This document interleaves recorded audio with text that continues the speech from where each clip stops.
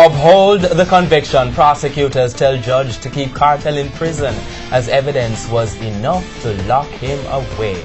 Good evening and welcome to Primetime News on air and online at onespotmedia.com. I'm Archibald Gordon. And I'm Doreen Samuels. Also this evening, we are doing our best. NWC says it's working on providing water to Portland. Another dump on fire. Residents in St. Anne's suffer as smoke from the Haddon dump blankets communities. Fearing the worst, fishermen in St. Anne worry they are not prepared for a hurricane. Visit Africa. Namibia waives visa requirement for Jamaicans. And in business news, new telecoms, tech company pushing for its own network after citing unreliability of local telcos. There is also sports post commentary and weather in the primetime package. But before the break, the feedback question.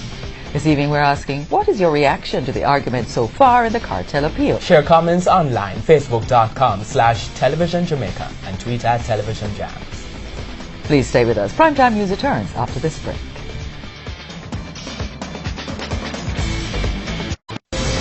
News feedback is brought to you by Prospective Motors will be driving. Looking for your dream car? Well, look no further. Visit Prospective Motors, located at Howard Cook Boulevard, Montego Bay. Primetime News headline.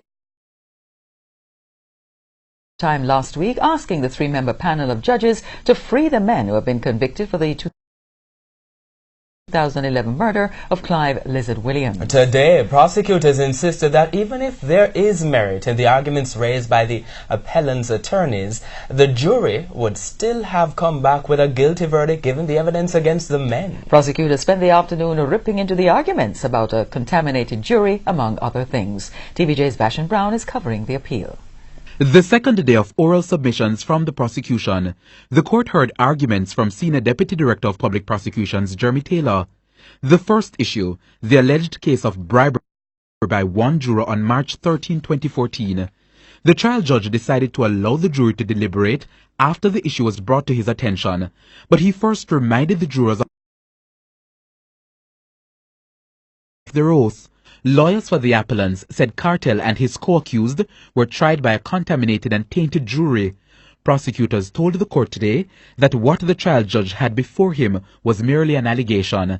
That allegation would need an inquiry.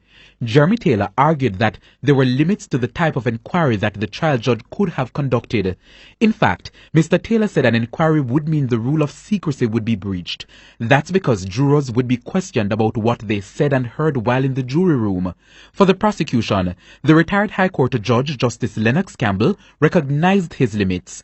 Mr. Taylor said failure to discharge the jury because of the bribery allegation cannot amount to a miscarriage of justice. The prosecutors argued that the trial judge did the right thing by not discharging the jury. Lawyers for the appellants last week argued that there was undue pressure on the jurors to deliver a verdict.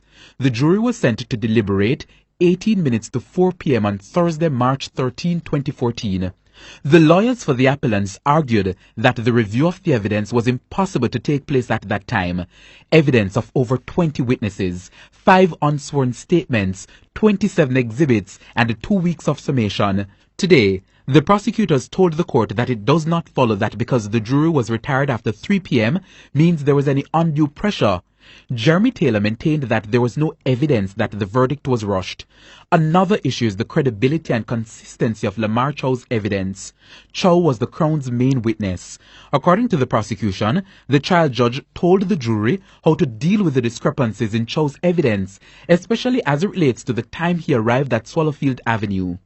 As it relates to the chop-up text message, the prosecution insisted that it showed Cartel's state of mind. In fact, the prosecution went further and asked the appeal court to treat that specific text as an admission of murder. As for Sean Campbell, the prosecution is sticking to the argument that he was part of a common design, which essentially means that he was part of a plan and actively participated in Lizard's murder. Prosecutors argued that Campbell took Lizard to Swallowfield. They further argued that Campbell sent a text message saying, "People are dead." Jeremy Taylor told the court that this is evidence of foresight. According to the prosecution, he knew what was going to happen to Clive Lizard Williams. Mr. Taylor said even though he wasn't there when the crime was committed, he cannot be excluded. So the prosecution wrapped up its oral submissions to the Court of Appeal today. Lawyers for the appellants are expected to respond when the matter resumes tomorrow. Reporting from the Court of Appeal in downtown Kingston, I am Vashon Brown for TVJ News. Even as Portland residents blast the National Water Commission over what they deem inadequate supply systems, the NWC says it's doing the best it can to provide water to customers given the drought. Portland has been identified as one of the worst affected parishes by the ongoing drought. TVJ's Janella Pursues has this primetime news follow-up. Rivers and wells abound, but in the taps of many Portland residents, nothing. The people complain that prior to the drought, the NWC water supply systems have been failing them. They've been relying on rainwater harvesting for their daily supply, but the rains have stopped. It's going on for over about 7 years now, right?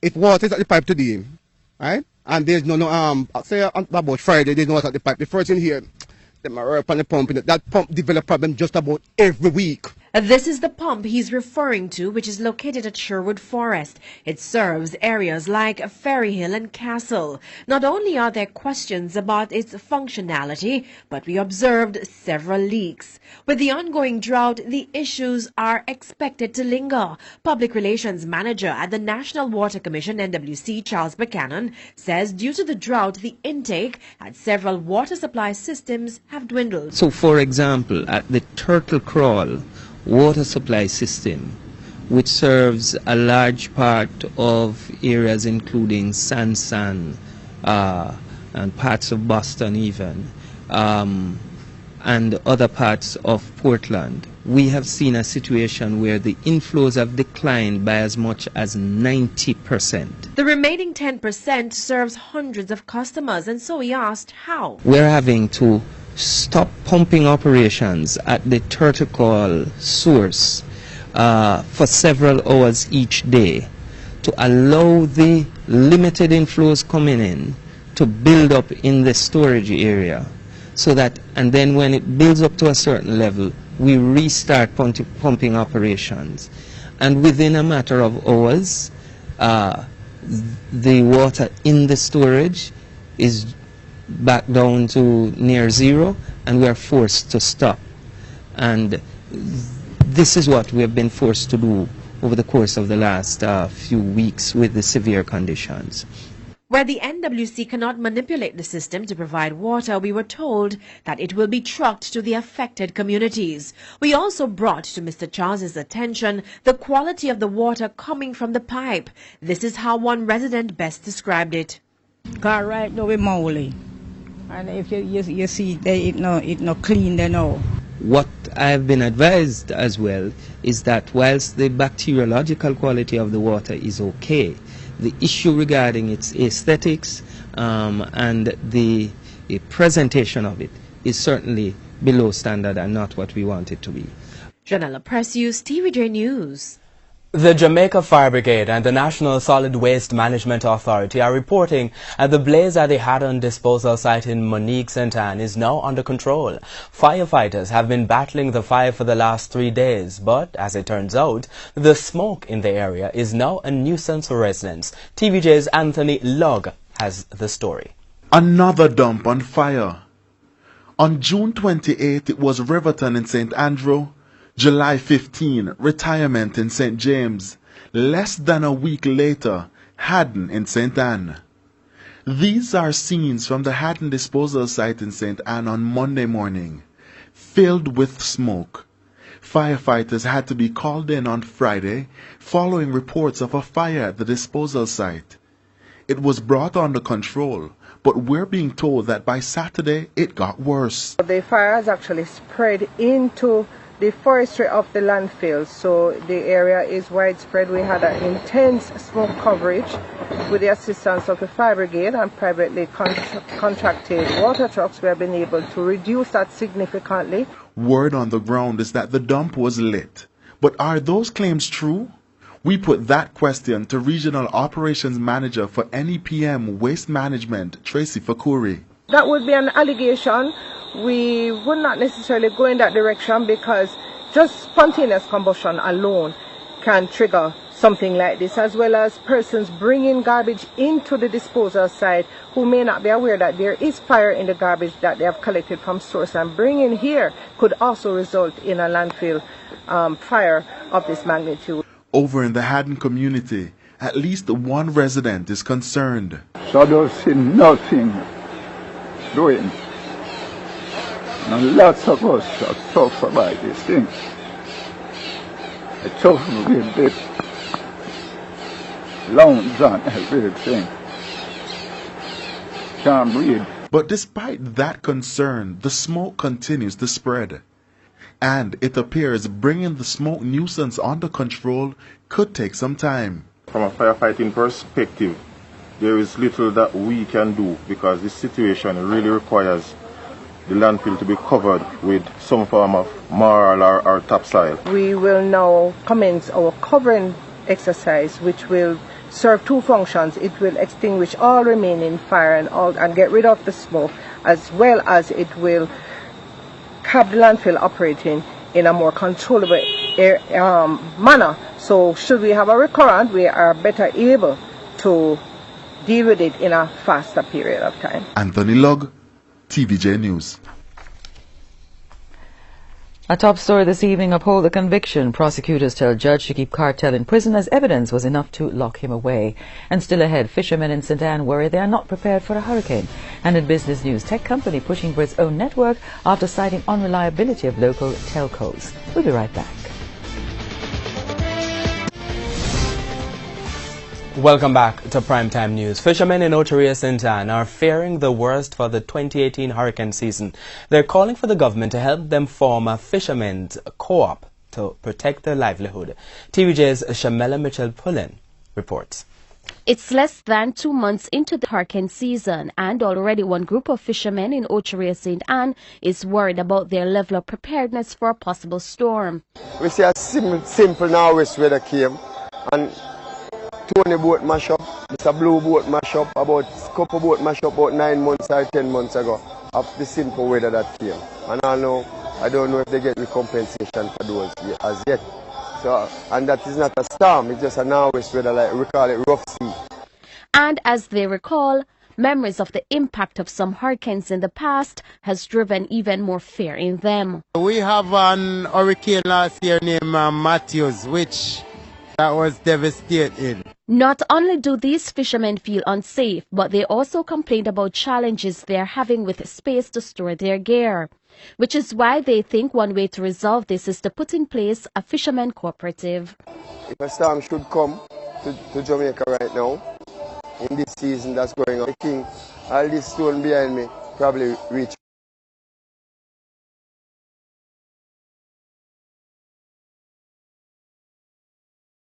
Get back something and start back to life. Do something like that. We don't want to happen. But while they wait for that to happen, they are doing what they can with what they have.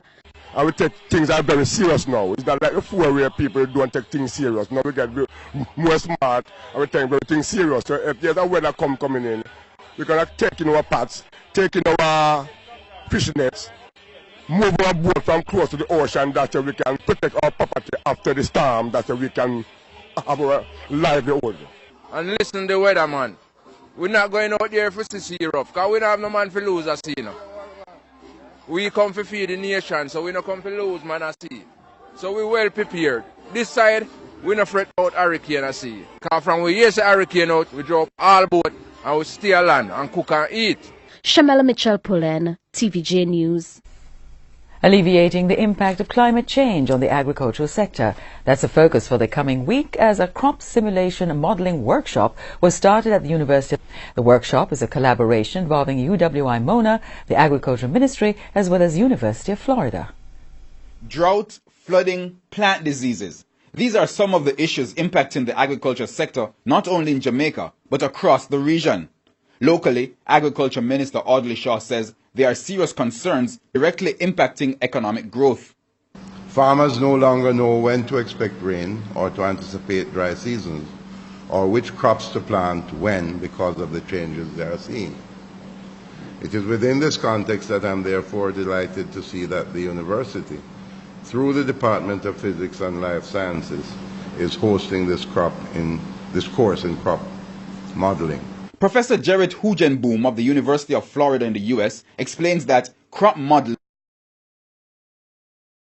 is a mathematical research tool that provides critical information to guide farmers and policymakers to be more efficient in the present conditions. He says climate change makes it more challenging. Because you're looking what's going to happen in 2050 and 2100. So first of all, we need to look at the outcomes of what is called the general circulation models or global climate models. What they predict what local climate will be in the future. And then we'll take the outcomes of the climate models and use that as input into our crop models in trying to predict the yield, say, of cassava, which was mentioned here during the introductory meeting. The workshop will run for 5 days with participants from regional countries, including Trinidad and Tobago, Belize, and Guyana. With temperatures projected to increase and crop yields to decrease, it's hoped that the information from the models will enable farmers to implement new measures to counter the challenges. This is critical in building Jamaica's resilience to climate change impacts. And not only will it build the capacity of our farmers in the Jamaica and in the Caribbean to address these to food security, it will also help the country and the region to fulfill global commitments within the framework of the Sustainable Development Goals, namely Goal 2, Zero Hunger. Herman Green, TVJ News. Prime Minister Andrew Holness is in Namibia for what is the first official state visit by a Jamaican head of government to that country. TVJ's Kalisha Williams reports. The walk that created history. Two leaders, Prime Minister Andrew Holness and Dr. Hage Geingob, President of the Republic of Namibia, meeting for the first time on Monday. Mr. Holness is the first Jamaican Prime Minister to set foot in Namibia. I'm very honored to have received my brother, and he declared me as his new friend. I also declare now that he's my new friend. The two leaders were locked in bilateral meetings to strengthen the relationship between both countries. First, the signing of a memorandum of understanding to establish political consultation between foreign ministries, and another in sports. In fact, the two countries have been most involved when it comes to sports. Jamaica has been the training ground for Namibian student athletes who were preparing for the 2016 Olympics. Our countries share similar development aspirations, which are reflected in our respective 2030 National Development Plans, Vision 2030, with particular focus on capacity building for national development. What better way to achieve this objective than through education and training, which is a significant priority for Jamaica, as I understand it is for Namibia. Then another piece of good news. The Namibian government has granted a visa waiver to Jamaicans seeking to visit. Other deals on the table include urban development, trade, and investment. Prime Minister was telling me privately, Namibians must come to Jamaica and invest. I'm reporting to you that's what he said. So please, business people, you are invited. And on your behalf, I must also invite Jamaicans to come here. Kalisha Williams, TVJ News. It's been talked about for years, but until now, no real effort was made to upgrade the Negril Clinic. Now, the Negril Chamber of Commerce has made a step towards turning the clinic in a place capable of saving lives. A ray of hope is brought to you by your credit plan is protected from hurricanes, redundancy, and more. We've got it all. Coors, bringing value home. Conditions apply. There's music, food, and people indulging, all for a worthy cause. We have obviously adopted the Negril Clinic, and we're trying to upgrade it to a trauma center. The Negril Chamber is using this International Food and Wine Festival to help raise $150 million needed to upgrade the Negril Clinic. The Chamber's president, Daniel Gerza, says it's critical because of the distance to the Savlamar Hospital from Negril. He says everyone will benefit. Most of the time we haven't got an ambulance available. So for all of us, it's important to have a place where first aid remedy can be administered. The chamber was not successful in raising the money it needs, so it's appealing for more donations. We want to go out and say, we have got X amount.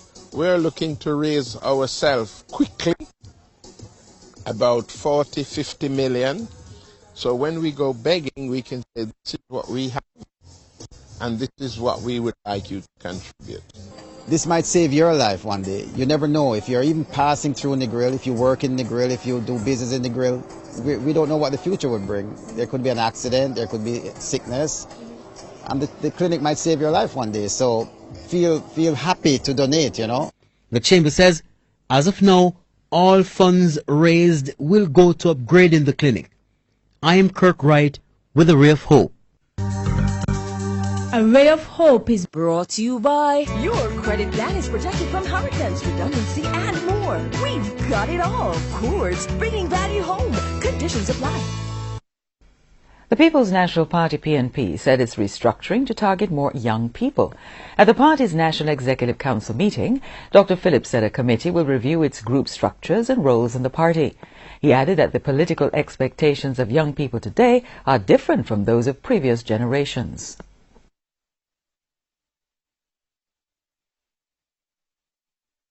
We will have to make ourselves attractive to the expectations and the modes of behavior of the coming generations, because we need them to become involved, because their energies are essential to fixing the problems that Jamaica faces today. Dr. Peter Phillips said the review of the party structures could become one of the most far-reaching decisions the party has made in recent times. And time now for responses from our friends on Facebook and Twitter, and Archie is at the smartboard. Thanks, Lorraine. Here's what we're asking this evening. We're asking, what's your reaction to the argument so far in the cartel appeal? Here's the first comment. I believe that he's a bad influence on the society and he shouldn't be let out ever, says that person. Second comment. I think that the government needs to give cartel the fair trial he deserves, says this person. Third comment. My reaction is, again, the outcome of this case seems to be predicated on the from the court of public opinion. And our final comment here is, if they say they want him free because he has great music, sure, no problem. If you say you want him free because he had nothing to do with Lizard, go to your bed. Keep your comments coming on Facebook and Twitter, facebook.com/Television Jamaica, and your tweets to @TelevisionJam. The business day and news from overseas after the break.